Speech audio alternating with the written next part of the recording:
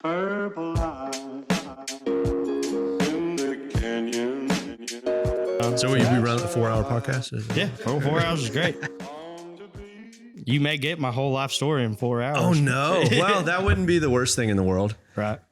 Lawton, Oklahoma, but it didn't start in Oklahoma. No, I actually live in Duncan, Oklahoma. So I live, which is right like 30 minutes away from Lawton. It's just Lawton's a bigger area. So I always tell people that as a reference point. And if they don't know where that is, I say I live about an hour and a half south of Oklahoma City. Yeah. But it's a bunch of farmland, right? Oh, yeah. All farmland. It's so much cheaper, too, than Texas. It's the cheapest. But it's so nice. It is. Oh, yeah. It's all nice. Like down there, like, and you gotta understand, I'm coming from Odessa, Texas. So going from the desert to Oklahoma where there's seasons and the leaves change, there's trees, there's actual trees and green grass and stuff. It's cool. Yeah, not dust. I met my wife in Odessa. She's actually my lead guitar player's cousin. And he kind of introduced me to her, but didn't expect me to do anything with her. But then I just wound up. You consummated that early. Yeah, definitely. Yeah. He expected you not to do anything. Oh, yeah. He begged me not to do it. Ironically, you just went ahead and proposed. Oh, yeah. Right there. No tomfoolery. You just went right for it. Yeah. I met her at a bar kind of near where we used to go hang out and rehearse. And I was driving home, and my lead guitar player, Jeremiah, he called me and he was like, "Hey, I need you to come by this bar and meet my cousin, but you can't fall in love with her or anything." When was this? Like roughly how long ago? Like 3 years ago, Okay. man. Yeah, almost 3 years ago. So that would have been like right on the front end of y'all starting to catch some real steam, right? Right. Yeah. Or So- that would have been before, or kind of right before. Yeah, when I met her, and when I eventually just moved down there and started living with her, because when I started going up there to visit her, I looked around and I was like, this is the place to be. I'd much rather be here, and I'm not going to convince her to move to Midland, Odessa. You know, it's hard to convince anybody to do that. But yeah. So when I moved up there, I'm like, oh, I'm just going to stay here. So I've been there ever since. Well, so did y'all meet at a show? No, we met at that bar. He called me up and he was like, "Hey, come to this bar. I want you to meet my cousin, but like, don't try anything with her." I said, "Okay." So I went up there and I started being kind of like can I cuss on here? Yeah, man. You just be yourself. Yeah. Yeah. I was kind of being an asshole to her because he is my friend, and I didn't want to right off the bat just try to hit it off with her. But Sure. I feel like me being an asshole maybe made her a little bit more interested or something like So that. you went the opposite direction. Right. He's like, dude, I just said don't try anything with her. I didn't say be an asshole. Right. So I did, and it still wound up working out. Yeah. You know? So you went with I heard it's called negging. You got to be careful with that word too. But yeah, you really do. being negative, Yeah. right? It's like elementary school where if you make fun of them, Right. then they kind of like you a Yeah. little bit more. Yeah. You just talk shit. So Kinda. it worked. It worked. Yeah. That night, well, I went home from the bar. I hugged her and said goodbye and said bye to everybody and went home. And as soon as I got home, she added me on Facebook. And so I messaged her on Facebook. I was like, "What's up?" Whoa. And basically the conversation kept going. I was like, "When am I going to get to see you again?" She said, "Well, I'm going to leave. I'm leaving for Oklahoma tomorrow." I said, "Oklahoma?" She's like, "Yeah, I live there." I was like, "Fuck, man. That's like 6 hours away." And she was like, "Well, you want how much you like me?" So the first time I went, I think it was like 2:00 in the morning, and I just said, "Fuck it." And I drove there and stayed there for a couple of days. All off Facebook, huh? Yeah, kind of.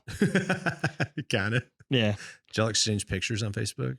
No, we I didn't. shouldn't ask that No, question. not yet. I said- We talked on Facebook long enough to where I finally got her phone number, and I stopped. Oh, sure. Yeah, I don't like messaging on social media that much. Well, I do what it when did- I'm bored, but Well, as you said, it's your guitar player's cousin. yes. So what did he say? We kind of kept it hidden from him for a while. Scandalous. Yeah, a little bit. He still doesn't know. No, he does. 100% no. Yeah. 100%. He's gonna find out when he watches this. He's definitely found out already. He knew He knew probably the second or third week that we were dating that he's like, okay. I mean, he's been at my wedding when I got married to her, so he sure. obviously knows. Yeah, he obviously knows now. She's here today, actually. Really? Mm-hmm. Oh, that's exciting. Mm-hmm. Yeah, because that's only we're not that far from Duncan. Nope. 2 hours away, man. Oh, really? So it's about a short drive. Yeah, totally. So you live there now? Mm-hmm. Yes, sir. Yeah. What's the biggest difference between there and were you raised in Odessa? I was born in a city called Harlingen, Texas. Yeah, dude, down by the border. RGV. Yeah, the Rio Grande Valley. Well, you talk about a bunch of farmers. Yeah. There's a lot of farming down there. It's great farmland. Mm-hmm. At least, I mean, I think, I don't know. Yeah, my dad was in the my dad is in the newspaper business. So growing up, from the time I was 5 years old, we were kind of moving all over the place. So my parents are from San Antonio, but they had me in Harlingen, and my dad was a publisher at the paper in Harlingen. And then he got reassigned to Porterville, California, which that's kind of by Bakersfield, more northern California. So I've been to we used to go vacation in Yosemite a bunch. Like we'd rent a cabin and go camping out there, and lived there for a couple of years. And then after that, we moved to Orange County, California. So Southern California. And he was working in LA. How old were you about around that time? 7 or 8, I think. So you did a bunch of moving before you were. Yeah. Yeah. It was a lot of, leaving friends and making new friends. And then when my dad got the call to go be a publisher at a newspaper in Texas, he said, awesome. I want it. I want to move all my friends I want to move my family back to Texas, and my son, I want my son to grow up somewhere and actually have a life instead of just having them keep moving around. Sure. So. And that was straight to Harlingen? It was Harlingen, Porterville, Orange County, then Odessa. Oh, then to Odessa. Then Midland, Odessa. Yes, sir. So I've lived in Midland, Odessa for probably 20 years. So I went to 4th grade all the way through high school, the end of high school. Yeah. So most of your memories that's probably pretty much all you've ever known. Right. I remember Harlingen. I definitely remember a lot of stuff from my time in California. Yeah. But really, Odessa is the longest place I've ever lived somewhere. And he was still in the newspaper business there. Yes. Yeah. He still is to this day. He's the publisher of the Odessa American. Really? Mm-hmm. Hey, you play your cards right. Yeah. The funny thing about it is, he basically runs the newspaper. I was never allowed to be in the newspaper as a kid. The irony. Because he's my dad. And I don't know if that's like a nepotism thing or what. But according to him, you weren't allowed into it, or the owners of the first time I was ever in the Odessa American was when my band played the Grand Ole Opry. Whoa. And they were like, all right, we got to let him in now. Yeah, finally. Yeah. So. Well, that actually kind of is cooler. I guess. Because it seems like Odessa Midland is sort of a place that's in ways synonymous with nepotism, right? From oil and gas. 100%. Right? Yeah. Oh, yeah. So no offense. But yeah, sure. But it's kind of cool that you didn't, you had to make the Opry to make it in there. Right. Yeah. And I don't know. I never wanted any special treatment doing anything that I've ever done in life. And that's just the way I've been. But he never did it. Never put me in the paper. Was mom around? Yeah. My mom, she's a school teacher. She's kind of always been a school teacher. I think she was even at one point, she was my teacher at one of the schools that I went to. But yeah, she deals with kids with, yeah, what do you call it? Yeah. Yeah. I don't want to say it the wrong way. Sure. I get it. Like kids with dyslexia. Oh, okay. Yeah. Learning disabilities. Okay. That's the correct term. So she does that now. She's done it for a long time. Oh, she's done it for a very long time. Dang. So she's probably just super patient and just a sweetheart. No. Oh, really? She may be patient, but if you deal with kids that long, yeah, you can be a sweetheart, but she also knows how to flip the switch. If she wants you can to. be two things at the same time. Correct. I'm walking proof of that. Right. I'm a mess, but I can be pretty cool, I think. Yeah. I know you're a farrier. Is that what it's called? Fortunately, I don't have to anymore, Okay, good. which is awesome. Yeah.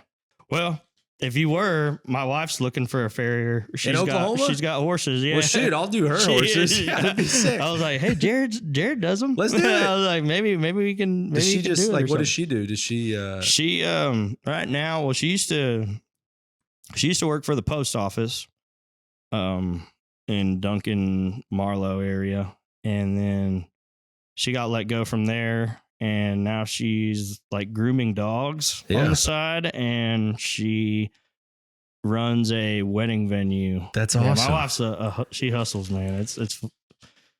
She does it all most of the time. Like she buys and sells stuff, horses, animals, all sorts of stuff. I don't know. It's hard to say what she actually does half the time. She's just doing so much, and she's at home all the time taking care of my kid. So. Yeah. Our kid. Yeah. Well, so it is y'all's, or it is ours. Yes. Yeah. Okay.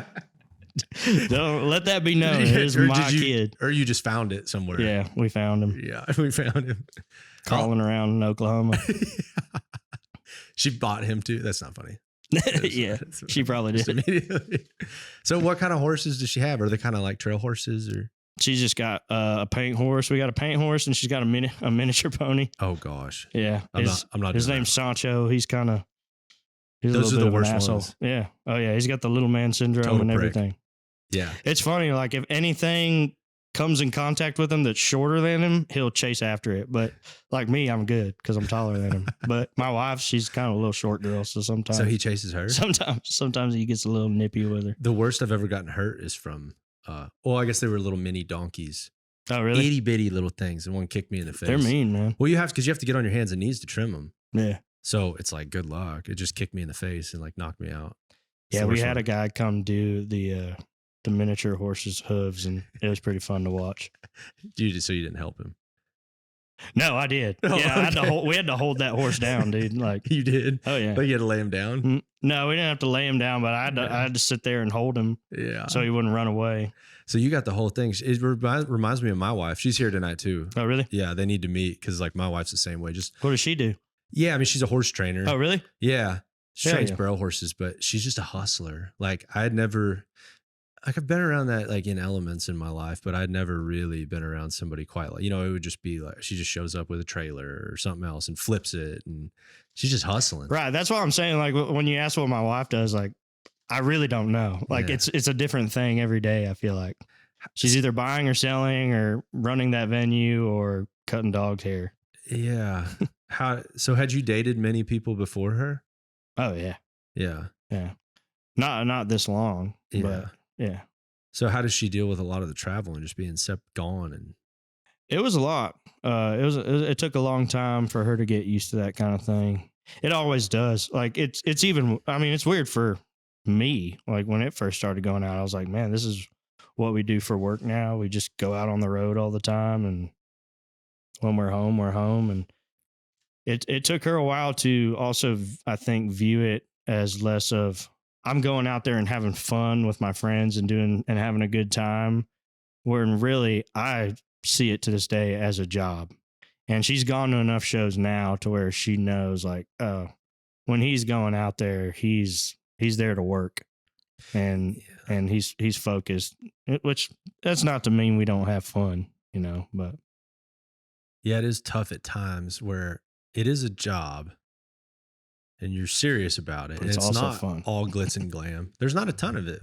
And there's little struggles and stuff, and you have to work hard at it. But at the same time, there's no reason to not appreciate how fun it really is. Right.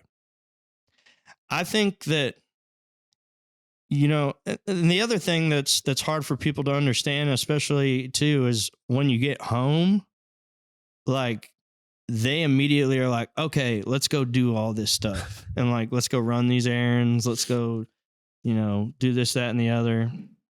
And when I get home from like a weekend or a week long on the road, I'm like, dude, I want to sleep for 4 days. Like, I don't want to do any of the things you're thinking about, but I have to. Like at the end of the day, when I get home, I'm like, all right, I'll go to bed early, but I need to and try to catch up on sleep, but I need to go, hang out with the family while I can. Cause you only get so much time with your family before you got to go back and do the road thing. And you seem like a pretty social person. Like you like hanging. And Oh yeah. Yeah. And my wife is kind of in between. Like she's a homebody, but I mean, she can get out and have fun. But yeah, I think too, the weird thing is I felt like it was harder for her to get used to it at first. And I thought it was going to be dang near impossible when we had our kid. But I felt like when we had our kid, I felt like it almost got easier because it gave her something to do. And it, she had something that relied on her when I wasn't there. But there were times too when it could be kind of hard. Yeah, or especially with the perception that you're just out here having the time of your life. And then, Right. I mean, make no mistake, it's probably more fun to be out here doing this than to like deal with a screaming child. Right. So I could understand. I mean, I don't know. I deal with some screaming children sometimes in my band. Yeah, you have a I'm just band for kidding. sure. No, yeah, you're like 40% kidding. Yeah, 40%. But yeah, I don't know. Like that question, it just took her a while. But after a while, you either get used to it or you don't get used to it. And she's stuck around this long, so I figure she's pretty much gotten used to it. There's still some times where that it gets hard, but we power through them. I keep in touch with her all the time and just try to get it in where you can. You know? Yeah. Like, how was your transition into? I mean, I'll call it stardom. It exploded. Yeah, it was a lot. It still is a lot. Like I feel like every day I wake up and there's some other crazy thing that is going on. And I've just kind of told myself to just keep the head down and keep going. Obviously be thankful and grateful that these things are happening to me and us, it's not just me, it's everybody. This whole thing has changed everybody in our crew's lives. We would have never thought, I would have never thought if you would have told me, 5 years ago that any of this would have happened, I would have told you were high or crazy. Why? Just being from where we're from, like especially in like Odessa, Midland, where there's not a huge music scene and very few people have ever came out of there, I feel like, and actually done what we've done. So the fact that, we even got to play outside of Texas was a huge deal for us. Like that blew my mind that we were going to play anywhere else besides outside of, rural West Texas. But yeah, it's weird. And it gets a little weirder every day. So, but I just take it as it comes and we keep on going. Thankfully I have my band too. They're all going through it with me. So I'm not going it alone, so they're always we're always there to support each other whenever stuff may get a little bit too overwhelming or anything. Yeah. What was the original sort of nucleus of like why this all started? Did y'all just start jamming and writing songs? And- Yeah. So it all started with the band that I joined, because there was a band before I joined, and they were like a cover band, and they played, classic rock and 90s, 2000s music. And they would just go and practice in the back of this vacuum shop in Odessa, Texas. There's this vacuum shop in this strip mall, and my best friend's uncle owned it. And so that band was practicing there, and one day their lead singer left, and the owner, my buddy's uncle, called me and said, "Hey man, there's a band that practices in my shop on Mondays, and they need a singer. So that'd be something you were interested in?" So they were just jamming. Yeah, they're just jamming, man. And they would play things here and there, but that's all it was. Like the shop where the vacuum shop, or the shopping center where the vacuum shop was 5 stores down from a liquor store. So every day you get there, go to the liquor store, buy your beer and your liquor or whatever. Then you go over to the shop, everybody plug in, and we just start jamming, drinking, and having a good time. Was it just like cover songs? Yeah, covers. But when I joined, I basically tried out. So I went there and they had me play a few of the songs, the cover songs that they were playing. And I'm not the best guitar player, and I'm not an enormous classic rock fan either. So, I mean, I have, but the songs they were telling me to play, I was like, man, I don't really have a lot of experience with those songs.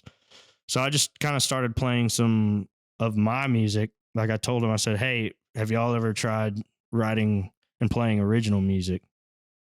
And they said, yeah, but the last guy, it just kind of wasn't working out very well. And so I said, well, I got like 4 or 5 songs that I've written that I think are probably pretty good. And I played it for them, and they're like, hell yeah. They're like, hell yeah, man, this is good. Let's try to put something to it. And that's kind of how it started. And then how long do you think you were jamming with them? A year, a couple years? Just doing that type of setup. Just that jamming type thing? Probably couple months. A year. Oh, wow. A year. And then my friend's uncle, the guy who owned it, he died like really suddenly. And when he died, the family, had to deal with all of his assets, which the store was one of them. And they let us know, they're like, hey, we're closing, like we're selling that shop. So y'all need to come and get all y'all stuff and move it out. And when that happened, I was like, well, fuck. We're not, like, where are we going to play? Where are we going to practice? That was like our one spot where we could go and let loose and work on stuff or just jam and drink and have a good time. And it was to the point at that point where that was the most fun I was having all week. That's the only thing I look forward to at the start of every week was I get to go to that shop and I get to play music with my friends and I get to drink and have a good time. And what were you doing for work at that time? I was working for a natural gas heavy industrial EPC company. So you were just like, God. I was working in like the worst places imaginable, like Pecos, Texas, Balmorhea, Texas, Greeley, Colorado, Carlsbad, Jowl, Orla, New Mexico, Texas, wherever.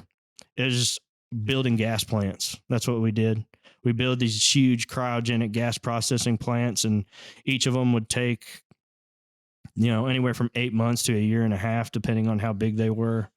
So I was always either living in a camper out there, and I would come into town on certain days if I needed to, like come into Midland, Odessa from Pecos or Balmorhea or wherever. And I would just, jam with them. It's like the number one thing you would look forward to. Oh, yeah, because everything else was I was walking around in 112 degree heat or, 20 degree cold. So awesome, dude. Just in the middle of nowhere, watching people build shit and trying to get it done on time. Yeah, because like I've been going out to Nashville for the last couple of years, like probably every like few months I'll go out there, and I've like started writing with some people. Mm-hmm. Like most of the people I've gotten linked up with are all pretty cool cats and stuff. But when you're just out at the bars and you're hanging out with like a lot of different people from a lot of different walks of life, and you're around the whole showbiz world. Yeah. And it's been interesting how you can feel that people are trying like so desperately to find like who they are as an artist, finding what to write about, and like even just like melodies and stuff. I just think stuff comes through if you're living a real life and you're doing something authentic. You don't necessarily have to be some like degenerate loser to be able to write good music. I've never really bought into that. No, not at all. But I mean, it helps. Like it's something to write about, I guess. In ways. It's a lot of it's just creativity. I think it's just doing something. Yeah. Just do some Getting shit. out there and living life. 100%.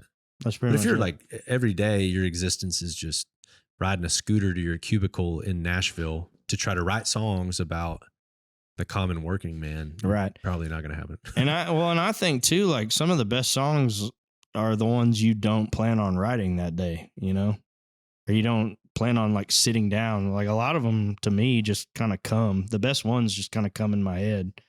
Do And- you Yeah, sorry. That may sound a little weird. do you normally write with the guitar, or do you write in your head with just melodies? I write in my head with melodies most of the time. Something will just come to my mind, and then I'll just run somewhere and record it in my notes or write it down or whatever. Is that And something you had to learn how to do, or did you just naturally? I don't know. I guess you could say I naturally did it, but I've always just heard the music in my head with the lyrics. So that's the cool part about my band is I'll write the song and I'll hear the melody, and I can play the melody on the guitar too.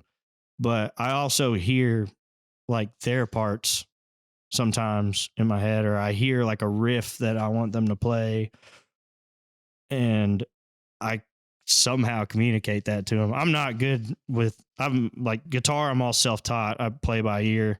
I mean, obviously now I know chords and stuff, but back then I just didn't know what I was doing. I just played. So when I was trying to make my originals into full band songs with these guys, I basically on some parts I'd be like, it sounds like and they would be like this and play it. And I'm like, yeah, that's how it sounded in my head. But you didn't have to consciously think about, I want to create this music in my head. Like I put down your instrument, because I tell people a lot, like that was a step that I had to make. Not that I like make great music or anything, but like it's a step that I had to make. I felt like I started making better melodies and better music once I just put down my instrument. Right. And I forced myself to just create it in my head before I ever touch my instrument. I think too, like, I feel like you have to be in a certain headspace to write, at least for me. And sometimes I do find myself just sitting there and just messing around. And then Yeah, obviously you there's slowly start mumbling some stuff, and then maybe start singing some words and putting together a progression. But when people always ask the question all the time, how do you write songs? Or like how do you write a good song? It's impossible to answer that, because there's so many. I've written songs so many different ways in so many different situations that there's no set by the book rules to writing a hit or a good song. It's just it either comes or it doesn't. And you know, and make no mistake, some of y'all's music, there's probably some record label execs that 4 or 5 years ago, if you were to just show them that music, those people are not like forward thinkers. They're not artists. They like to duplicate something that's happening.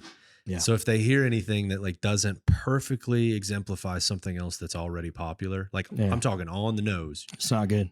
Yeah, they don't get it. No. Well, I don't understand it. Where's the money in that? Yeah, exactly. Yeah. So they probably wouldn't even. It's like, what are they singing about? What is it? You know, because Yeah. you have a unique voice too. But Steve and I were talking about that. How you're like, you have a country voice. I actually thought, because of where your voice sits, Mhm. I thought it had kind of like a Shenandoah thing. I don't know that guy's first name. The Maybe. dudes that do 2 Dozen Roses. Yeah. But just Hey. where your voice sits, like I would be able to hear your voice out just in the wild and be like, oh shit, that guy, his voice would be like, just, it would mix really well on any record and live too, because it sits in a certain register and just cuts through a mix really well. I Thank you. struggle with that. I can't, because I got a lower voice. So it just, Yeah. you know what I mean? Right. Yeah. I never thought I was a good singer ever or anything So at all. funny. I always sing in the car. I sing in the shower, you know, and I've always, when I wrote songs, I sing them the way I want to sing them, and they told me it sounded good, so we just ran with it. And like, no one said I can sing better than that. It's like, no, Sam sings just fine. So when you said that you weren't, And I have Lance singing harmonies with me. Oh, bro. And he's like my blood harmony or whatever. Like I couldn't join another band unless he joins that band with me, because that's, to me, that mine and his voice are one and the same. And we just got really, really lucky with that. I would agree, because there's harmonies everywhere, Right. like through most of the verses Right. on every Yeah. song. which is a bold move too.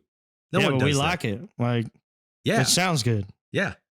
If they blend well, you're like using both of them to create the one tone. It's Mhm. super dope and very unique, but very rarely. It's a very band thing, which gets lost. That's why it's fascinating that you guys spent a lot of time just playing together, because that doesn't happen as much nowadays. Right. And we try to keep it that way as much as we can. Is it is a band. Like, it's, even when we were doing this podcast, I was like, do you want all of us or just one of us? Because most of these, I like having them there because I can't speak for everybody on this thing. You know, I can try my best. No, I have a pretty good memory. You need of to speak for every single one of them. I have a pretty good memory, Yeah. but yeah, it's always just been a big family with us, man. They're like my second family. You know, we get together outside of just playing and hang out. Our families know each other's families. I mean, they all came to, my son just turned 1 2 or 3 days ago, and almost half my band was there. Yeah. You know? Yeah. And I like it that way. I wouldn't have it any other way. And we all get treated the same. Everything's equal. Everything's fair. So, yeah, we are a band. We're a band. It's not Sam Canty and the whatevers. I think I never wanted to be that way too. That was like one thing when I first joined, is I told him, I said, this is y'all's band. I'm just the singer coming in. Like, y'all are already a band. But when I joined and we started singing these songs and making this music, they felt like we need to call this band something else because it's something different now than what it was before you joined. So we thought of like 100 different band names, man, and we landed on Treaty Oak Revival because we wanted it to be something Texas related because we're all from Texas. So our drummer, something to do with the Austin? Our drummer at the time was like, well, what about the Treaty Oak tree? Like the tree in Austin where they used to meet up and, you know, make peace and everything like that. And I said, yeah, that sounds kind of cool. Yeah. And I just tacked Revival onto the end of it because I like Creedence Clearwater Revival and Folk Soul Revival, and it sounds kind of cool. So, well, it's a little ironic too. You said you weren't super into classic rock. I say that, man. I just, when I say I'm not into classic rock, I just don't mean like, I'm not going to go out of my way to put it on. But is there a specific band that comes to mind that you're like, I just don't like them when you think of classic rock? Yeah, like Aerosmith. Oh, funny. I just watched his Howard Stern. I don't like the Beatles. You may hate me for that, but I'm not like a huge Beatles fan. That's actually really funny. Yeah, you with me on that one? So I've Fuck 'em, grown in dude. appreciation. I'm sorry. In the last year, I've grown in appreciation for the Beatles. I do like some of their songs. But that, I will say. Yeah, I but that's respect always- the shit out of them. That's the thing. Like, I feel like I don't hate anybody. I try not to hate anybody. It's just it's not my cup of tea. Like, I'm not going to put on Hey Jude or something like that oh, it kind of wears in my me car out. every day. No, Like, a lot of it's really hokey too. I will say the Come Together, dum dum dum dum, Mhm. come together. I do like that one. but that doesn't even sound like a Beatles song. Exactly. That's what I I'm like saying. the ones That's that what don't- makes it cool. Yeah, I like the ones that don't sound like the Beatles, but some of them are really hokey. Right. Here comes the sun. Da-da-da-da. Oh, Yeah. shoot me. I'm out. But for the time period, they were like, you know, they were really onto something, and they were super special for the time Oh, period. yeah. But yeah, it is like sacrilege within like musical. Like, yeah, if like super artsy musical people are like, you know, like the Beatles is my favorite. There's like certain bands that it's almost like a checklist. Like, you got to be into this band. Aerosmith's a funny one though. I just never, like, it's never something that I really got into. Can't say I love him. There's something about his voice that I always found to be fascinating. Yeah. He's a fascinating guy. He's a weirdo. I mean, Yeah, he's a he weird looks dude. like Jack Sparrow.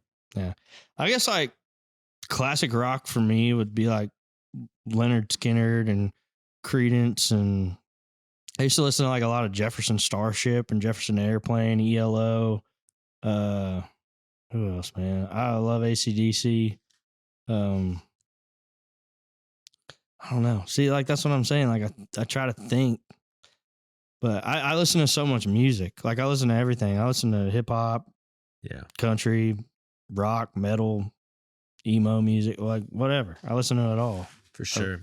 Well, we're like a product of the internet. I think that changed with the generations. We just Yeah. got pummeled with so much different stuff. Yeah. YouTube and Yeah. well, Spotify was when it was just like game over. Like now there's so much music. I don't know what to do with myself. So I just kind of, I don't know, go nuts sometimes. Dude, it's really weird to think about that you can have all the music that has ever existed in the entire world in real time. Like Yeah, right there. right there.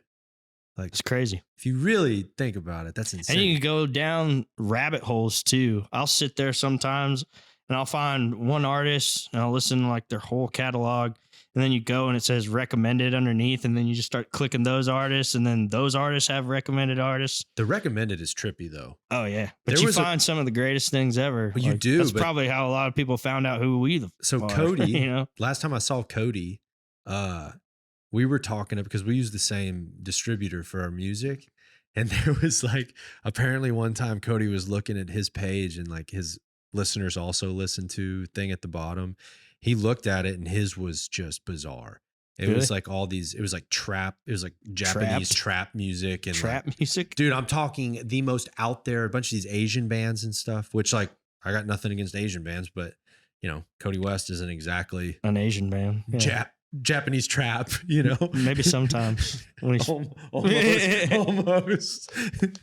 But, and then so he knew that I had the same distributor. So he went and looked at my stuff and my stuff had the same like stuff going on down there. Like it had nothing to do with our music. that's weird. Really weird. And then even sometimes there's some like bands that are on there that I'm like, really? You think which is It's just like an algorithm thing, probably. Maybe the little bit. algorithm glitched or something that day. Yeah. In general, though, sometimes the artists or listeners also listen to is a little bit out there but that's humbling too, because you're like, really? You think I sound like them? Oh, huh. Okay. Like I can't really argue with it. No. Right. Yeah. Like the listener's always right. Yeah. No. Sometimes, maybe. I think they're always right. Yeah. Whether or not I agree with them is a different thing. Just like, but sometimes, like they told us, I think one comment said I sounded like Jason Aldean with Brantley Gilbert riffs or something like that. I Oh, was like, riffs. what? Well, was- no. I was like, yeah, maybe, I guess. I get way of more of the Midwest emo thing, which is what I love about it in terms of guitar parts. Right. You know, that arpeggiated riff stuff, but Brantley Gilbert's weird. That's a weird one. And you said Jason Aldean? Yeah. Like No, they said I sounded like Jason Aldean and our guitar part sounded like Brantley Gilbert. Yeah, well, if you sound like Brantley Gilbert. And I was like, then cool, man. Like those guys are cool, I guess. This was a comment. Very successful. Yeah. Yeah, it was a comment. Do you know what it was on? Instagram, I'm pretty sure. Yeah. That one sticks with you. Yeah. Oh yeah. Not that I have anything against those guys, but No, it just really out of left field. Like I was Yeah. like, how did you put that together? Like I just, you could have said so many things else. Like we've heard the country Blink-182 or something like that. See, and- but what they weren't saying is whether or not they like it. right. You know, so that's where you have to get why somebody likes something is kind of like that can be debated. And Mhm. most people, if you don't make music, you've never really analyzed why you like something. You just, but you know whether or not you do or you don't. That's always like 100% accurate. But why? Because some people come up with some wacky reasons why they like something, and you're Yeah. like, that's not why you like that. Yeah, we've kind of finally started. When we first started out, we just saw nothing but positive comments. Like everyone saying, "Oh, I love this band. They're so great. Their music's great. Their music's awesome." And now, since we've released a few projects under our belt, now we finally started to get like haters and like people hating on the music, which is fun to see because I've always wanted to have people like, I'm like, come on, man, you can't like it that much. Not everybody can like it that much. You got to find something you hate about it. And then people start doing it. I'm like, oh, yeah, I knew it. Yeah. I knew you fucking didn't like it, dude. It's a little insincere for somebody to like something so much. But then they come out with, they say like a Brantley Gilbert, Jason Aldean comment. And I'm like, that's a little out there, dude. But okay. If you're just wanting to hate on something, I understand. I I'll think take there's it. a little part of the Texas thing that we just like a little bit of shit talking. Oh, yeah. a little bit in the same way that like that's how you got, your wife. Yeah. Just talk a little trash, If you come on a little strong, it's like, hey, bro. Right. Do you ever get people that feel like they need to be like overly uninterested in you? Maybe like in a normal daily sense. Like if you just were to meet somebody, do you ever like engage with people that are kind of a little bit off, like, I don't know, like they just don't really engage with you that much, or they might be even a little bit rude to you just to prove that like they're not that interested in you? Like where it's a little weird, where you're like, dude, you can still be nice to me. You don't have to act. Right. Are you saying like, have I ever met somebody who's like not a fan of our music and is like trying to talk to me or something? Like Or that? somebody that is. Oh, somebody like that is? Yeah, but so full transparency, I've done it like out of nervousness, not to you, but like give me an example. Yeah. So like, oh, this is a funny one. And this is pretty transparent too. The first time I ever met Parker McCollum. Mm-hmm. Okay. I was standing backstage at LJT and he was about to go on stage. And like, there's this element of, and like we've written songs together and stuff now too. So he's like a cool dude, but there's an element of, you don't want to bug somebody. You also, the whole line of like, act like you've been there before. Oh yeah. Which is kind of bullshit. I understand the premise of it is like, don't be a germ, don't like fawn over somebody. Right. At the same time, don't go the opposite direction and like act too cool. Yeah. Okay. Right? So I see what you're saying now. He's standing over there. And in my head, I'm like, well, I don't want to bug him. Yeah. Act like you've been there. So I just stand there doing my thing, talking to somebody. He comes over and is like, hey, dude, I'm Parker. And I'm like, I'm Jarrod. And then I feel like kind of a douche where it's just like, we clearly made eye contact and I don't go over there and say hi because it's like, don't be a germ. When it's like, well, but you're just being friendly. You're just being nice. That's so weird, man. Like for me, when somebody's like nervous to talk to me now, I'm like, dude, why are you? I'm just a fucking guy. But then like, I'll like even Cody, like when I saw him today, I kind of got a little nervous when I talked to him because dude, like we used to tour.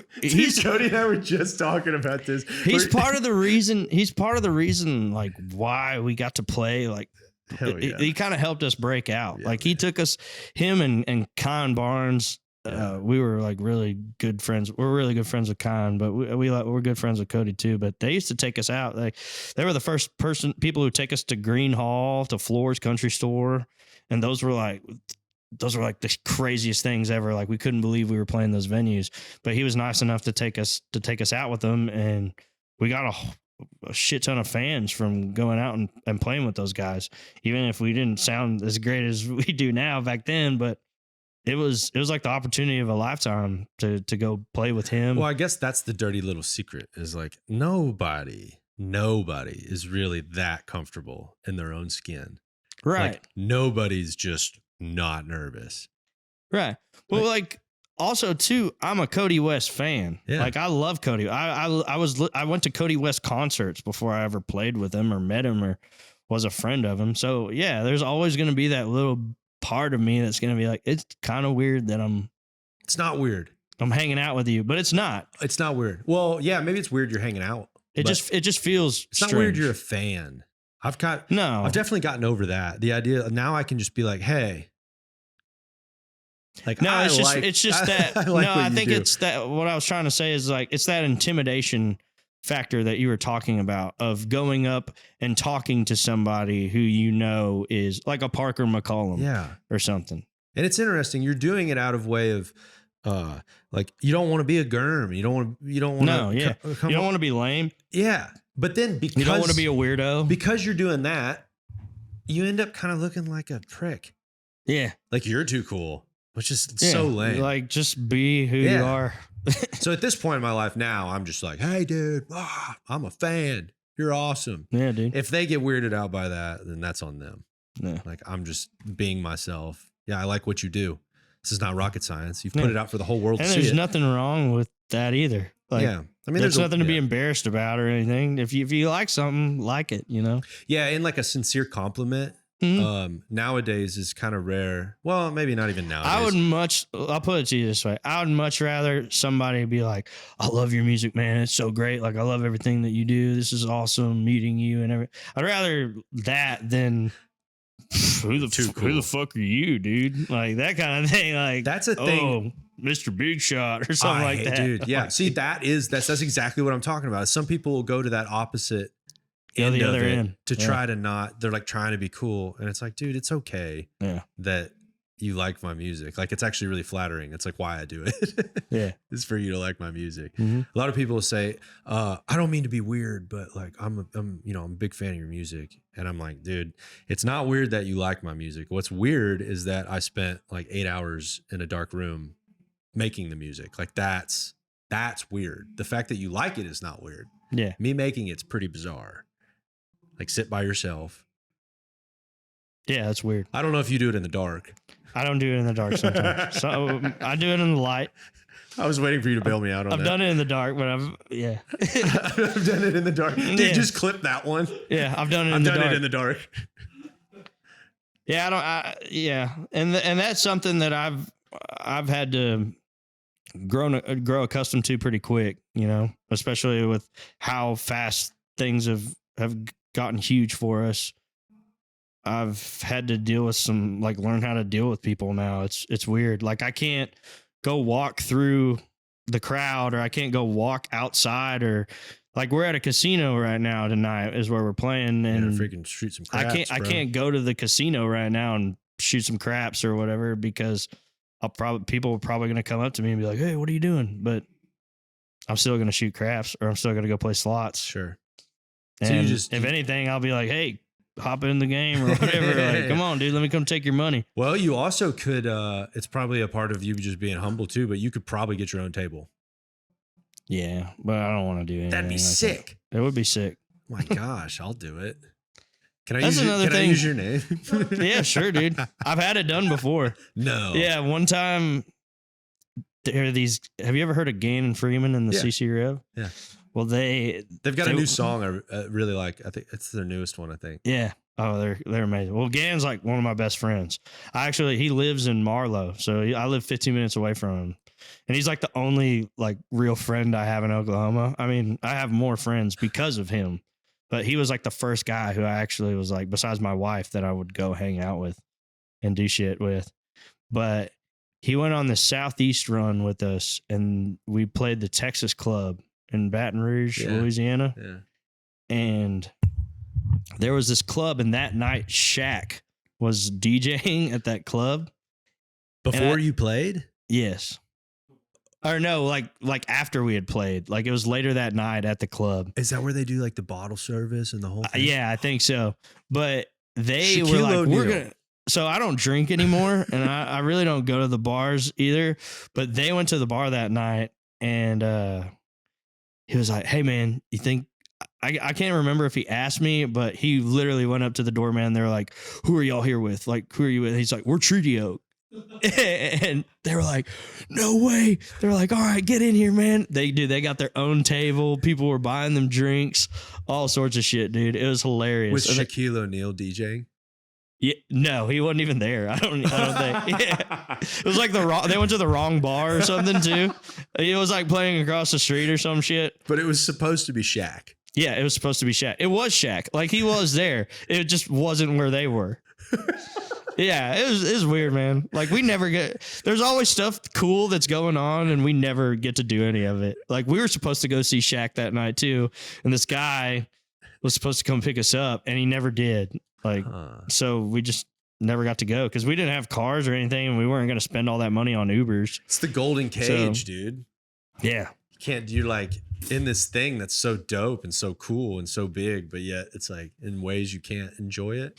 Yeah. The golden cage. You talking about like the bus or the RV? No, I mean, just like probably more broadly speaking, you know, it's like you have so much cool stuff going on, and it's cool for people to know who you are and all that. But oh yeah, it's like, well, I can't go shoot craps. Right. Golden cage. Yeah, that makes sense. Double-edged sword. My bad. I completely. No, what did you think I was talking about? I thought you were talking about. I don't know. Just yeah, I understand what you mean. Yeah. No, what'd you think I was saying? I thought you were talking about like the golden cage was meant like the fact that, so we were at a bus or an RV or whatever, and we couldn't go see Shaq because we had no other way of getting there. And I Well, was a like, little bit like that too. it is kind of a golden cage, I guess. Like, it's cool that you have a bus, but you can't go anywhere. Yeah, or because there's it's like such a a bunch of big-ass people bus. out front in front of the fence, but like good luck walking out in front of the fence. Yeah. You can sit there and look at it. Yeah. That shit's wild. Isn't it? It's still weird to me, man. Like, It's gotta be, man. like, dude, I'm just here, man. Like, it's cool. You don't got to freak out, you know?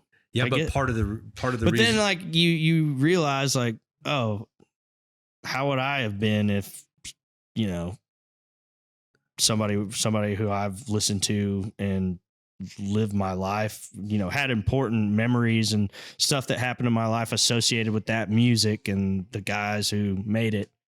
And if they walk out, like, I'm going to be like, holy shit, that's fucking Jarrod Morris or Yeah. whatever. Like, that's fucking crazy. yeah, it is weird to think about though, because like part of the reason that they're freaking out is the reason that you're like having success. So it's in some ways you can't have one without the other. Yeah. Like being, it's weird for me because I used to be in the crowd, you know, like I used to go to the concerts and be fans of the music. I still am. Like I still try. I don't go to as many concerts for Golden Cage reasons. Can't do that because everybody in the crowd all of a sudden is like, I oh, know. they're Sam. I know, just incognito, just listening to some Yeah. music. Just so, but I don't know. It's still strange to me now being on the other side of that and being the person who makes the music and is doing the big shows and with all the crazy stuff on stage and selling out everywhere. It's weird. It's a really weird feeling. Like it's something that maybe it's like an imposter syndrome kind of thing too, but it just doesn't, sometimes it just doesn't feel real, like what we're doing at all. Like Yeah. it is real, but it's just hard for your brain to process it. At least for me, it is sometimes. Yeah. Do you ever struggle with thankfulness because of Yes. that? I mean, I'm always thankful, but at the same time, like growing up, I've never felt like, I don't know. I just never felt like I was meant for this. Like I always kind of thought I was going to be building gas plants in the desert for the rest of my life, you know? And I would jam with my boys in the shops on Mondays getting drunk. I thought that's all it was ever going to be, you know? And I guess I was okay with that. But when I saw the opportunity to do something with this is when, you know, all the stuff started happening. And it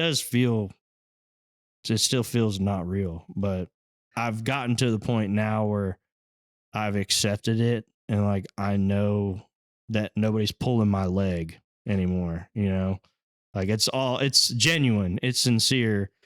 They really do like the music. All the fans, you know, it's hard to not understand that now. So like Playing the kinds of shows that we're playing and having the types of success that we've had. so early on, there was some feelings of like, is this going to last? Do they really like it? Is this Just a lot of doubt and like, I don't know, low self-esteem maybe, or self-confidence and stuff, which is weird because I feel like I have a lot of confidence. I mean, I have enough confidence to go out there and play on stage in front of all those people every night. But at the same time, like it doesn't feel like I deserve it, you know? Oh. Or like it doesn't. Sure. Yeah. Maybe that's more of the thing I'm trying to get across. Yeah, maybe like, cause it just happened so fast. But I mean, you spent a lot of time just playing and singing. I mean, maybe you didn't go When home. you actually like take it and think about it, like you realize all the work that you've done and everything you've put in to get to where you are today, then you're like, yeah, it makes sense. But the real quick go-to thing is like, this is weird. Why is this happening to me? You know, that kind of thing. So, and it feels like, you know, when we first started this, our goal was just to play original music and do it for a living, you know, just enough to pay the bills and have a good time. And when we played the Grand Ole Opry, that was the first time I was like, holy shit, like this is a real thing. Like, I can't believe this is happening right now. Because when we first started and we weren't anything, we used to set goals. And one of the goals I remember that I set was, it was just like a throwaway goal. Like, I was like, it's never going to happen, but what if we I want to play the Grand Ole Opry. And then not even like a year and a half, 2 years later, we get the invite. And I was like, holy shit, dude, how? We're like, I feel like we weren't even really a country band, you know? Yeah, but it can happen quick nowadays, man. Well, and you don't realize that how many different genres and different types of people have played on that stage, you know? Like, well, yeah, they got Post Malone up there. Yeah. Yeah. That's what I'm saying. And George Strait's never played. So it's wild. Yeah, no kidding. Dude, the freaking tour, where is that thing? The backstage pass, tour pass. Mm-hmm. What's on here? Shit, man. So, because there was a couple that are like, I would say border. What's up? Can I dip tobacco on here? Dude, yeah. Okay. Yeah, just be yourself. Yeah, man. Can I get all right, dude. Like, I'm just making sure. Can I drink a beer? I appreciate the thoughtfulness too. Fucking drink a beer. Well, you don't want me to be my full self. Yeah. I need to be a little reserved, man. Easy with the language. I didn't appreciate the F-bomb, but yeah, I'll allow the snuff, but you start saying words like, no, I'm good, man. Start saying words like ass. No, drink a beer, man. Where's Why didn't you think you could drink a beer around me? I was just trying to support you in the bit. I thought we were in a bit. Oh, no. Anyways. No, I didn't. I was going to drink one either way. Good. You should. Technically, I'm in your world. I should be the one asking you if I can do things. No. Well, you did. I really, for real, thanks for setting us up here. Oh, anytime, man. I'm so glad that we could get this done. For a while, I was like, man, I don't know how we're going to, like, where the room is going to be, how we're going to have all this set up, everything like that. I was like, how the fuck is this going to happen? But I forget that I have a team who, like, does their job very well. And I'm like, oh, great. Like, cool. They had a place to set up. They got here on time. We got to do this early, actually, instead of on time. Well, these casinos, too, are the best place to do it.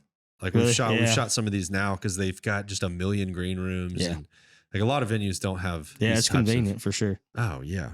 All right. So that thing. So there's a few that were. We had a problem with people last year getting our backstage passes. Yeah. And making like duplicates and using them to get into the shows. Fake IDs. So this year we decided to make one that was just so crazy and weird and off the wall that nobody would ever think to copy it or find a way to copy it. So we had our lead guitar player and our media person, they had like a competition to draw like the weirdest badge. Okay. And that's what they came up with. All right. So do you know what's on it? I think there's like a jackalope. It says Trinity of the Bible Band. Right. Which is something we've been called before. Trinity of the Bible. People don't know how to say our name for some weird reason, man. I don't know why. So they'll say it like in a drunken. Like Trinity is Tree Oak Revival, Trinity River Band, Tree of the Bible, or. Okay. So that's actually. Okay. We've had times where the name on the marquee was like completely misspelled. Yeah. We'd have to go tell them to change it around. Okay. So that one's like. So it was just a play on that. But yeah, there's like a needle and a spoon with a happy face on there. That was the one over dinner. So I went. Remember when I said, is that heroin? I didn't get, Remember when I said, I was like, they told me to play some classic rock songs that I didn't really know very well. Yeah. I like Leonard Skinner, but back then I didn't know they had a song called Needle and the Spoon. Right. And that was one of the songs that they covered. And I learned how to play it and I learned how to sing it, but I did not know that song by heart. I had heard it before, but I did not know the song. So we always made fun of Needle and the Spoon because it's just such a crazy song to cover because it's about heroin addiction. I'm glad I asked. Yeah. So that's why that's there. It's like an inside joke. The It's all like inside jokes. the That's the explanation- whole thing. So Yep. it's really, It's a we lot. tried to make it really hard for people to understand what the fuck that is. So It's definitely better than what I thought. yeah. You know, I was just like, oh, that's heroin. Okay. Yep. We don't do heroin. Don't do heroin. For the record. I do, but so the jackalope. Mm-hmm. What's up with the jackalope? Because you have the necklace too. Yeah, that's just like a West Texas thing. Like in Odessa, they have like this giant jackrabbit, statue, and it is kind of, I guess they made it a landmark or whatever. But they did this thing where they did statues of the jackalope rabbit all around town, like different businesses, and they'd paint them different. I think they do that in a couple other cities with some different shit. Yeah, like I think San Angelo has it with the Rams or whatever because it's ASU. But anyways, in our team, they have a hockey team in Odessa called the Odessa Jackalopes. So, and it's a weird kind of mythical creature that is kind of cool. So we thought it resembled West Texas and seemed cool to us. So we just kind of always used it somehow as like a character in our band. And then, all right. So, but then up in the top left, I haven't even, let me look at it again. I kind of Let me like see the, if I can interpret it. but I kind of like the idea of you not being able to see it. Well, then Also, just- it would be really funny if I was just making shit up. Like if none of this was on here and you just gave me full explanations about yeah, it just says. That would be kind of weird. But there's one at the top left that it's just it's a poop emoji. Oh, on a grave. Or it's on a hill. Oh, shit on a hill. Shit hill, yeah. Oh, got it. Oh, I know, because we can't Yeah. let people remake these. Yeah. That's true too. I did just show it on camera too, so you guys probably need to. You're gonna have to change it. So like some of the stuff on that pass are song titles for new songs that haven't been released yet. Ooh, deep cut. So that's an even deeper That's cool. cut. Like nobody would know what that means. Thoughtful. So this one on the top left is. So if they hear this podcast, they got the inside knowledge. Yep. Look them dead in the eye and tell them. Rewind it and see what I said, because right. that's going to be one of the tracks. You want but the real shit, yeah. huh? Well, yeah, I'm glad I asked about some of those. Because over dinner with my wife, I was like, yeah, I don't know what this is. know Yeah. if they're into that or not. No. No, it's meant to be ridiculous. Did you ever go down the drug rabbit hole much? Did I do drugs? Yeah, I mean, I guess Oh, that, yeah. that I've was a done a lot nicer of way drugs. of. Yeah, Well, I guess I yeah. could have just been like, did you do drugs? Yeah, I've done a lot of drugs. Really? Yeah. Not like I haven't done heroin. I told you I haven't done heroin, so Yeah. I haven't done it. But yeah, I've done quite a few drugs. Yeah, I didn't really like. It was just You like never kind of did? the thing that I didn't. I don't. I could get wild enough just. I freaking- smoke a little pot now, and that's about it. I don't drink anymore. Yeah. I'm an alcoholic, so I'm I'll be 3 years sober in September off alcohol. So, So you did that before y'all really exploded too. no, I did that a little bit before we kind of really took off. Oh, it was on the start of it. Yeah. Is that what like kind of led to? the- Right. Yeah. That's kind of what led to us becoming a better band, was me getting my shit together and not getting blacked out drunk before every show and making an ass of myself and the rest of the guys. So Was some of that nerves, or what do you? Or you just wanted to have a good time, or? I just always been a real big drinker, man. I love drinking. I still love it. I was addicted to it. Yeah. I still think about it too all the time, which is like, I thought maybe you were not drinking a beer because you, out of respect for me, but I don't care. I'd love for you to drink a beer. I would love to drink a beer with you. I know that is And funny. I guess I kind of am. So cheers. but it I is- drink this now, Yeah, cheers, dude. and it scratches the itch. But you do. They're bad enough because I don't really drink much before I play. I guess Yeah. I've never really had the bug where like it's either all or nothing. So I don't drink a ton before I play.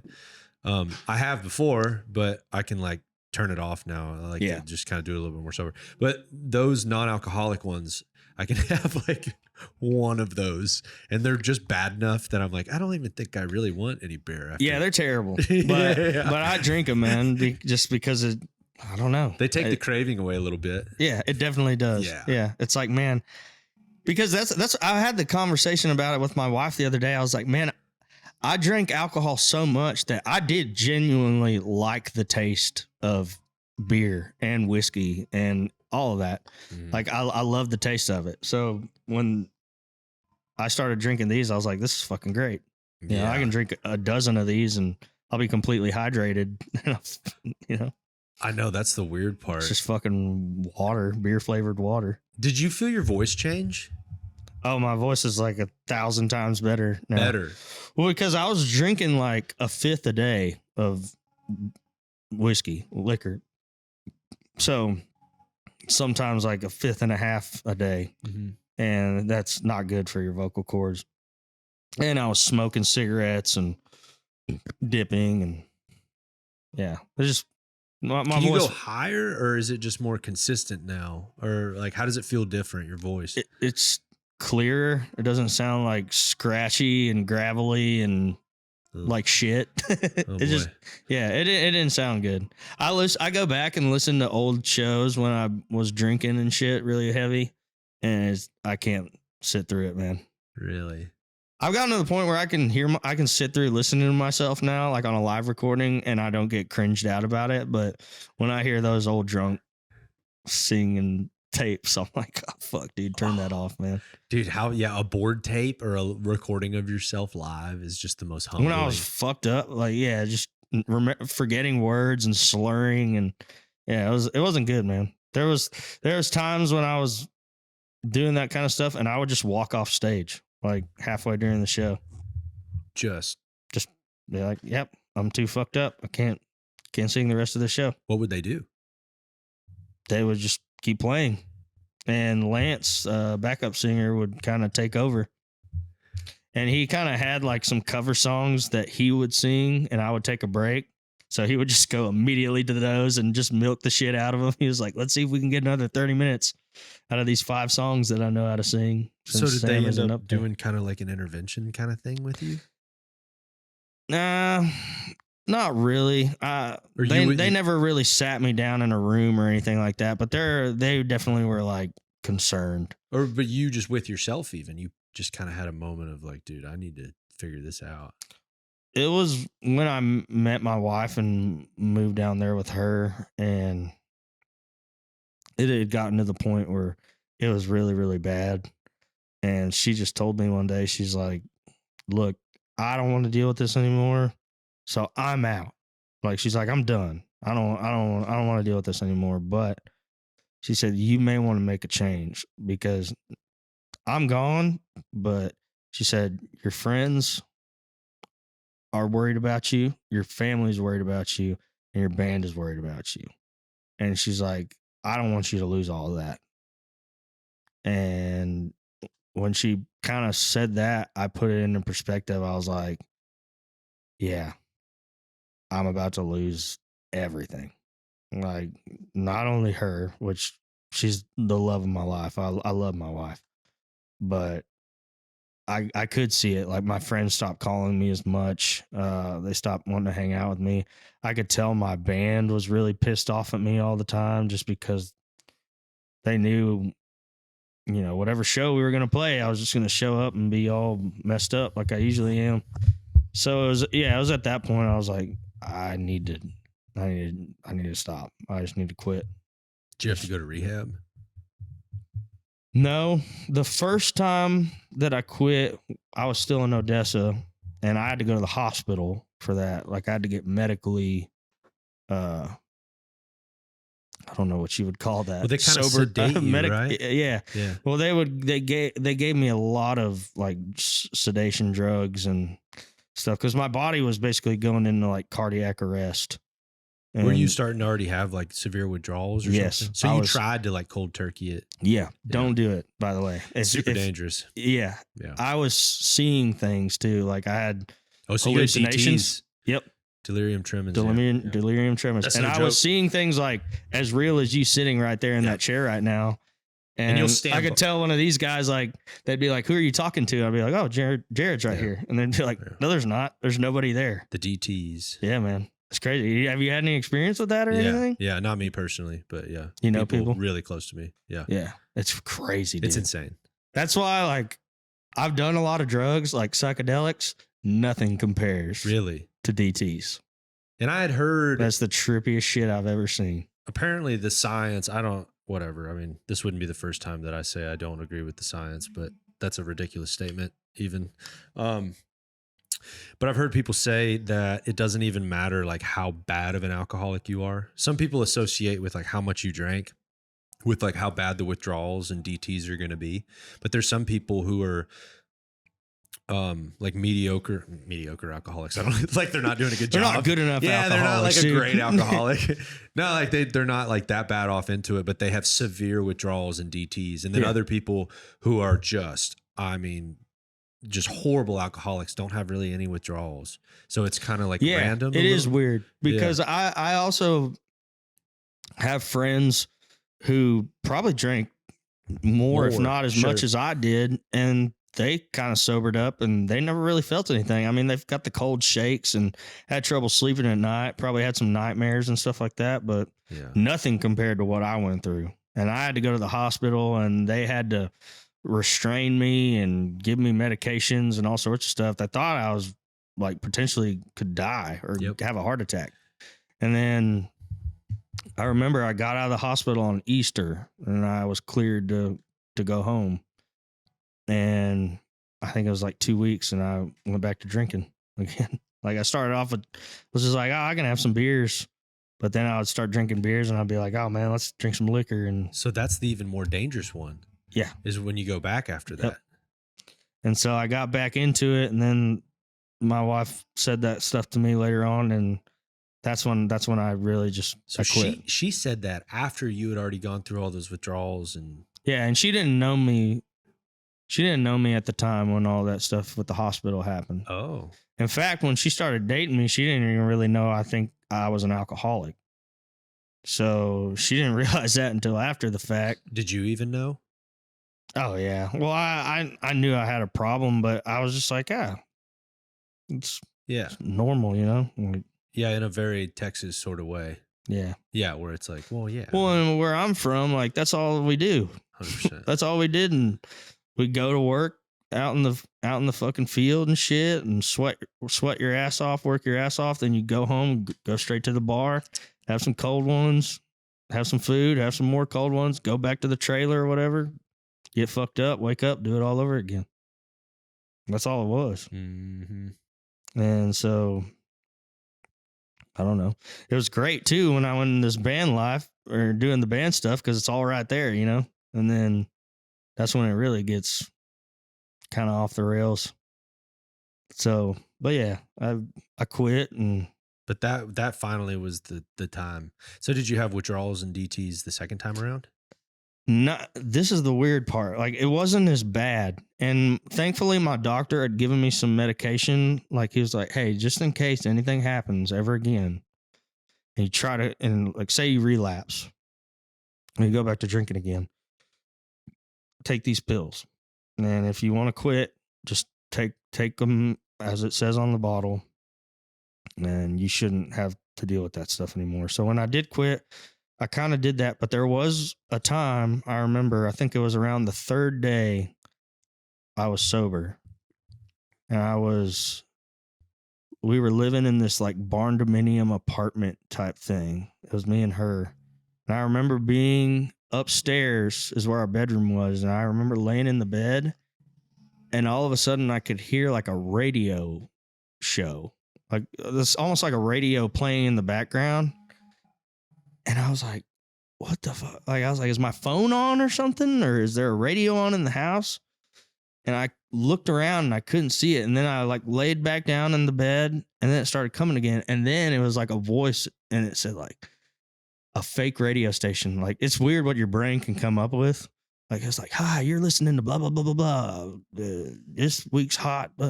Up next, we got a new single coming out from an up and coming West Texas country rock band, Treaty Oak Revival. This one's called No Vacancy. It was all in my head, and yeah, that was kind of scary.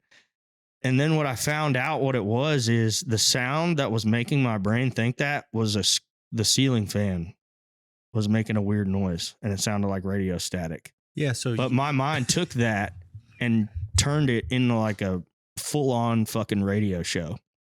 And that's when I ran to my pill bottle and I took one of those pills and I was like, all right, just pretend like that never happened, man. It was just all in your head. Don't worry about it. But it's scary. Like it's scary that it was gone, like, but it was that little part was still there. Like, yeah, but thank goodness it wasn't as bad as the first time. oh, thank God. Because I had always heard that like that second go around, you can, or the third time, that's when you like can just go into psychosis and you like Right. never come out. And I probably could have. Oh yeah, there's a chance. Yeah. But Thank goodness. and you know, for anybody else out there trying to do it, yeah, definitely go to a doctor. Yeah, don't And- cold turkey it. Yeah. Don't try to do it yourself. I promise. Yeah, and just don't get there to begin with. It's not definitely Yeah, that not too. worth it. Yeah, for Yeah. sure. It is fun to have some drinks, but yeah, there's definitely different people that are susceptible to just that kind of addict nature where it's all or nothing. Yeah. And I think it's part of it is just like it's in my blood. It's in my family. Like I have family members who are the exact same way. And it sucks. But Yeah. Thank goodness you're on the other side though. yeah, I'm good now. Yeah. Yeah. Voice is good. Band's good. Got the wife, got the kid, got the house, got the band. It's amazing. It's all good. Y'all are putting out some new music soon, aren't you? Yes. Yeah. We The whole album is on this tour pastor. This back. So if y'all want to know the names for them, Yeah, get with him. Hit him up, DM him on Twitter or something. Yeah. But yes, we have 2 projects that we've been working on, and I don't know how far I can get into them, so I'll just say that we promised an acoustic record soon, and something is going to come out this year that is going to scratch that itch, I guess. And we also have another record that we're working on. You sound so excited. I am very excited. I'm excited about all these, but it's one of those things like you can't talk about it because Really? yeah, there's just I don't know. There's stuff in the works, and Yeah. it's That might be above my. That sounds above my pay grade. You know. But we've got a couple of projects. Are you That, pretty stoked about it though? oh, I'm super excited. Yeah, sick. I'm so excited. Where'd y'all record at? Well, we've recorded half. Well, the project, the acoustic thing that I was talking about, we recorded that at the Soundbank Studios in Talco, Texas, with Taylor Kimball. Yeah. Yeah. Cool. So we did that over the course of I think 4 or 5 days. The whole album? Mm-hmm. Oh, that's incredible. And then we went back in the studio to record our full length, like full band Yeah. rock country record. And I think we've got 6 songs done on there. Gotcha. And we've got a few more that we need to go back and record. And we'll be back in that studio to do that in April. And we just got done meeting up in Dallas at this. We rented out a place. It's called like the Music Complex or something in North Richland Hills. It's pretty cool, man. It's Music like this. Factory? It's like this music academy or something Oh. like that. It's crazy. Whoa.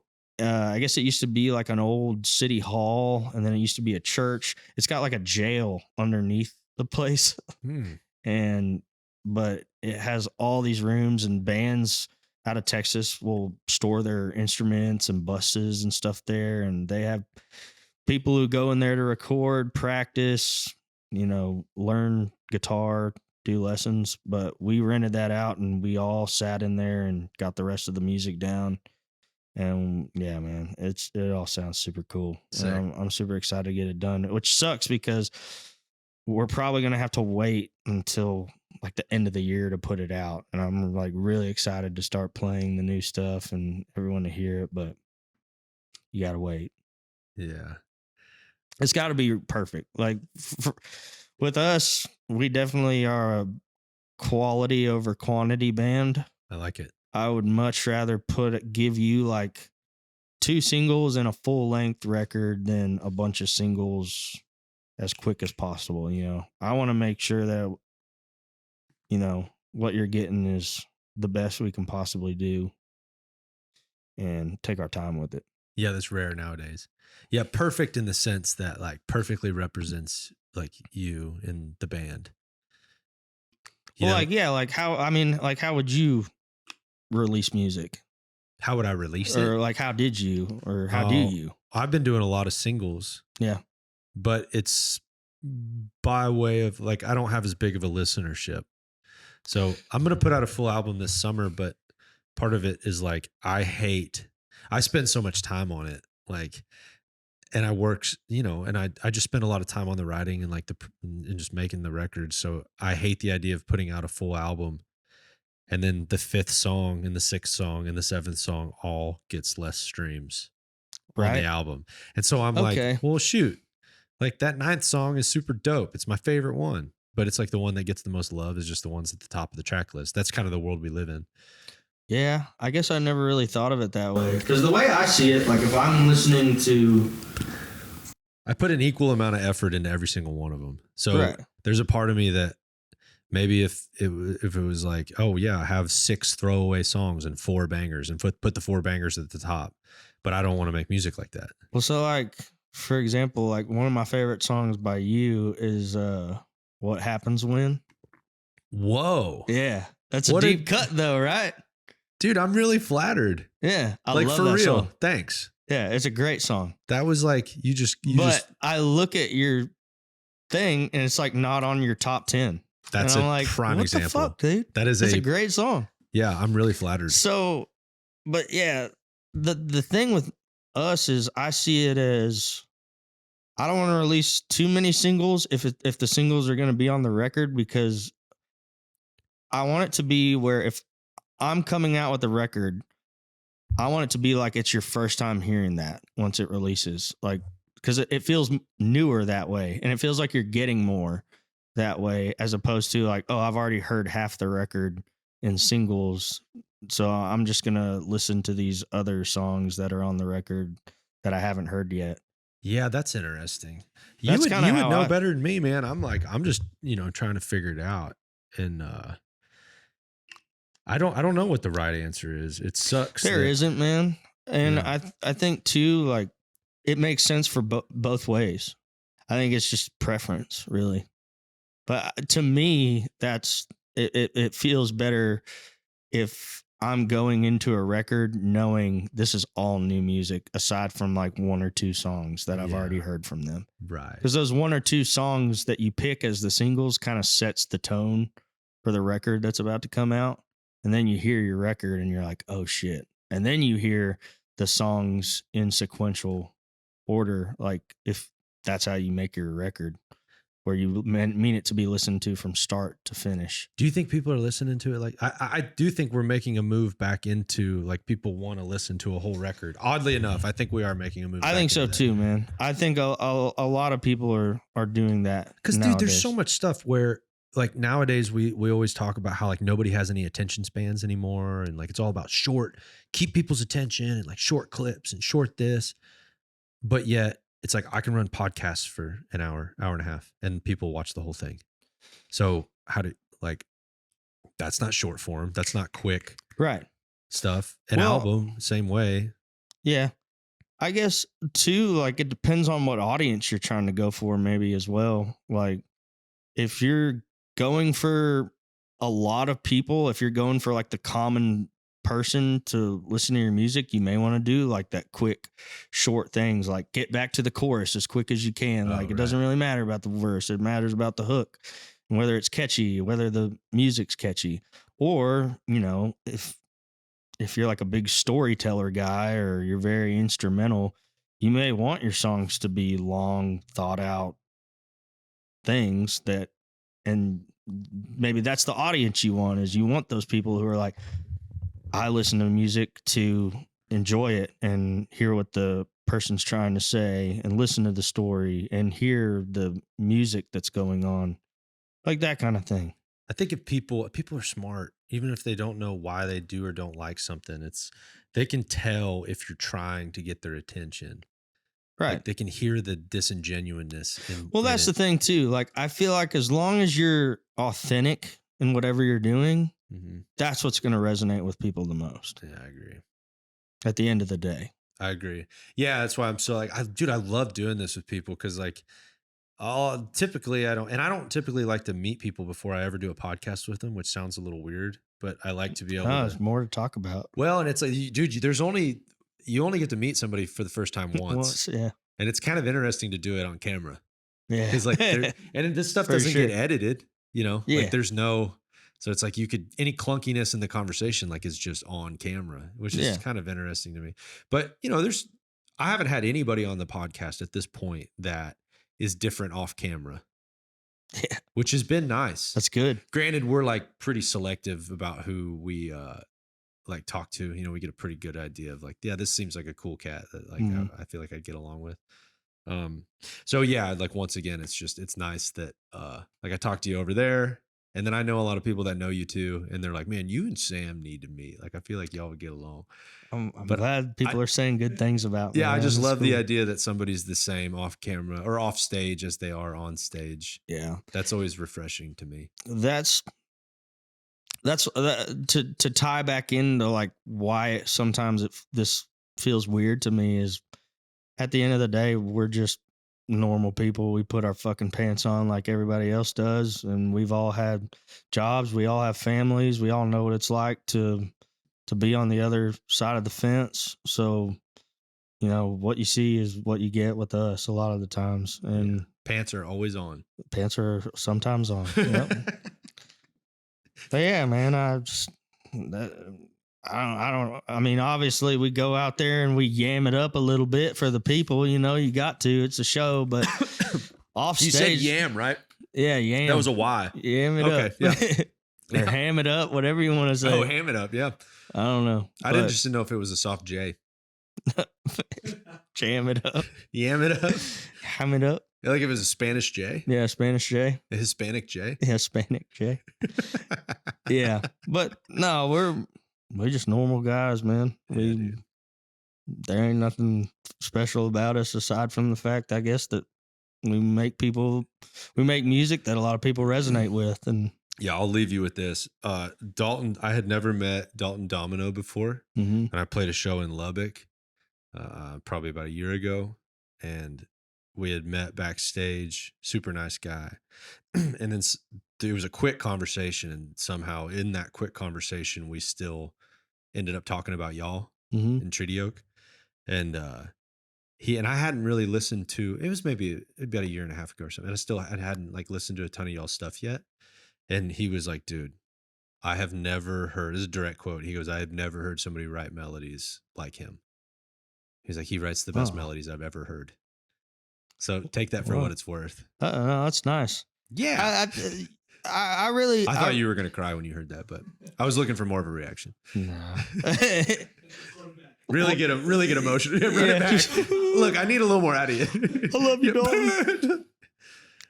Yeah. But yeah, it was just, it's That's a thought. awesome. Yeah, it's really cool. It's so if very you have cool to any hear. feelings of like, whatever, do you belong? Do you deserve it? Did you like, screw all that. And it's great too that, we come from the Texas and like the Texas country and red dirt music scene. Like now I'm in Oklahoma. So I don't know. Sometimes I feel like the Oklahoma scene's kind of weird about letting Texas people in. Yeah. Well, it's just because you kind of gotta like know somebody to get into the scene over there. So like now I kind of feel like I've been adopted a little bit into the red dirt scene. But those two scenes I feel are some of the nicest, like friendliest, most welcoming people ever. There's a few people, obviously you're going to have a few bad apples everywhere you go, but They get weeded out. They get, they fall by the wayside, but the real guys have been really nice to us, always been very complimentary and helped us out in any way they could. Like people like Cody, they gave us a chance when not a whole lot of people would. But that's just the way they are, in that scene. And we're lucky to come from that stock, that. Yeah. Let's go. Yeah, dude. I love it, dude. Y'all got on Landman, right? Yeah. Yeah. We got on Landman, dude. It's pretty cool. You weren't personally on it. No. Our music. We had 2 songs on it. We had No Vacancy and Boomtown. And I was really like the whole time that the whole Yellowstone thing was happening, like with Shane and Tanner and Zach all being on there and their careers exploded. I was like, man, I really wish we could get on that Yellowstone show. And they never asked us to do anything or never asked for any of our music. And I was like, oh, all right. Well, then we heard about the Landman show coming out, and it's like, oh, it's based in Midland, Odessa. It's about the oil field. And I was like, hey, man, we kind of fit that now. Well, like so you kind of, there's no exception to not asking us to at least put one song on there. Like we have Boomtown. It's literally about working in the oil field. And so was there somebody that you pitched that to, or you tell? We have a management. We're part of a management group out of Nashville, Major Bob Music and Bob Doyle and Associates. It's the same company basically. And so you pushed to like get on there. You're like, we need to freaking make this happen. Well, I guess they were reaching out to bands and stuff like that, and we were one of the bands they reached out to, and our management got in contact with them and said, hey, and they were like, yeah, we're interested in putting a couple of their songs on, or really any song you'd like us to put on there, let us know, because we're trying to fill up the music in the show. And we were like, hell yeah, finally, like we get to be on TV.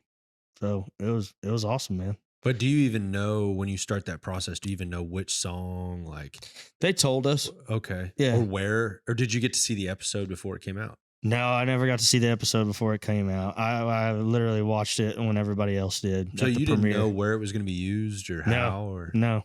Did it surprise you? Kinda. It's weird. That's another thing that was weird to me too, is hearing your song like in a show. Like you hear other people's songs in the show and you're like, oh, that's badass. That fits perfectly, man. Hell yeah. Good for that guy. And then you hear yours and you're like, like what, dude? Hell no. But after seeing it, that part slowly faded away and I was like, oh, this is cool. I like this. I don't know if our music would fit in any other shows, but this fits. But holy cow, good. How authentic to West Texas, I don't know, oil and gas dude jamming your tune. Like that's about as, they're all listening to it. Oh yeah. Like they're 100% going down the road listening to your music. Yeah. And man, like the people in West Texas too are, like we get it all the time. Like people are like, we can't believe you're putting it on for West Texas. You're getting stuff done. Like this is so crazy that this is all happening. And we're like, yeah, like it's awesome to be able to do all this, like be on a TV show basically about where we come from and be treated like this huge artist that gets to be a part of that is awesome. Well, you're not being just treated like a huge artist. You are enormous. For real. It's wild. Thank you, man. And congrats. Thank you. Yeah. Don't let anybody like make you think it's not. I don't know. People are weird. Yeah. You just do your thing. If there's one thing we can take away from this podcast is that people are definitely weird. Dude, people are freaking. I'm weird. Me too. But the jealousy, envy thing, I just didn't get that bug, thankfully. I'm really happy to. And it's actually been interesting now to be around some people that are far more successful than me. And I was kind of curious if I might. Like even studying myself, analyzing myself, I was kind of curious, like, because writing with some big artists and stuff, and like you stand side stage and there's like, they're in front of 20,000 people and you just spent 5 hours writing songs with them that if they cut one of those songs, like no one will know that you were a part of it. Right. So you're kind of curious, like, will I have an ego about that? You know? And so it's like standing side stage.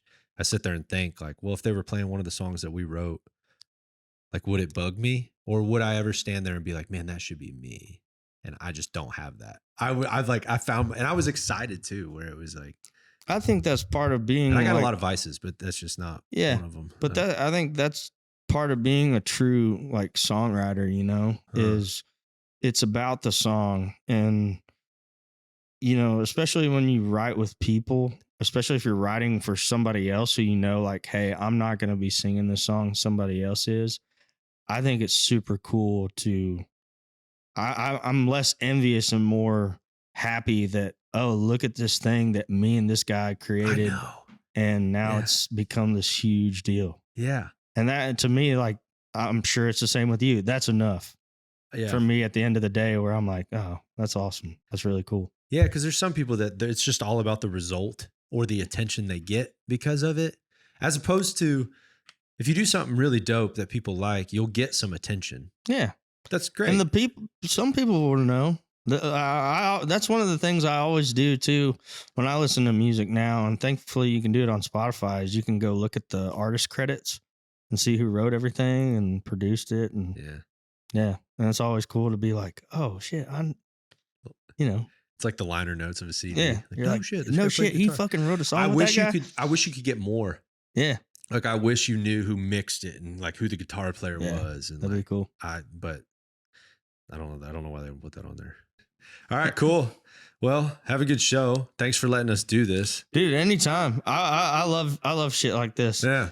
And I love your music. Well, I love this podcast. And anytime you want to have me on, man, I'd be happy to try to make it work. All right. Well, we're gonna follow you to every show now.